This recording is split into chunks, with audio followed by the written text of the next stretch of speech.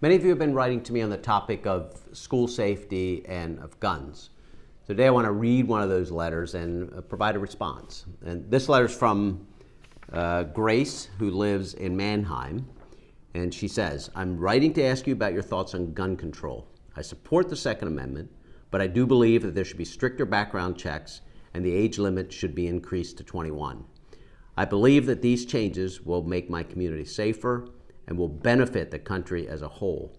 I hope that you will support me on this issue. I appreciate you taking the time to consider my request, and I look forward to hearing your thoughts on this. So first, let me say to Grace, thank you for taking the time to write in. I appreciate the input. And I'll begin by saying that the shooting in Parkland was a horrific tragedy. I have 3 kids of my own, one of them still in high school. And my wife and I just can't imagine the trauma that these students and their families have endured, what they're going through. It's just unthinkable. And like all of us, I believe our children, our students, should always feel safe when they go to school.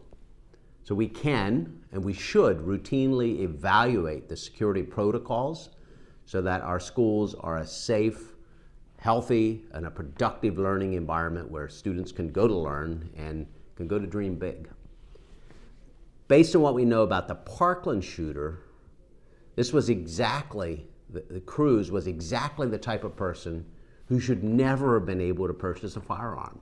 The signs were extremely clear in this case. Police responded to dozens of calls at his home. Authorities were even warned that he was a school shooter in waiting. In fact, the more we hear about this situation, the more we learn about all of the failures that occurred. I absolutely support keeping guns out of the hands of criminals, keeping guns out of the hands of the mentally ill, and certainly those who wish to harm themselves or others. That's why I supported legislation, bipartisan legislation, that passed the House to increase funding for the National Instant Criminal Background Check System, which we often refer to as NICS. The increased funds would help states clear backlogs to help ensure that prohibited individuals aren't able to purchase firearms. In order for this background check system to work, we have to make sure that it's up to date and that states are doing their part to input all of the relevant data. Additionally, on another related issue, I was glad to see the president take action to get rid of bump stocks. Now, like many of us, I first learned that such a thing as bump stocks even existed after one was used to kill 59 and injure hundreds more in Las Vegas last year. Fully automatic firearms are already outlawed. They're not available for purchase for years. And it's my opinion that if a device makes a firearm operate like a fully automatic one, then we should ban that device as well. So that's the case with bump stocks.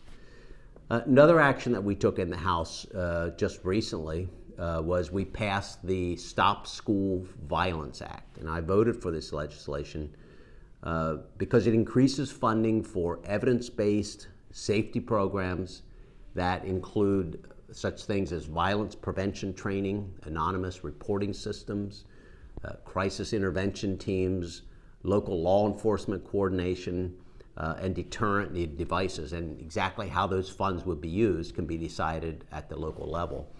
And it also includes a provision that I co-sponsored that would enable more federal dollars to be used to what we call hardened classrooms, which means preventing access by violent individuals and reducing the response time in the case of an emergency.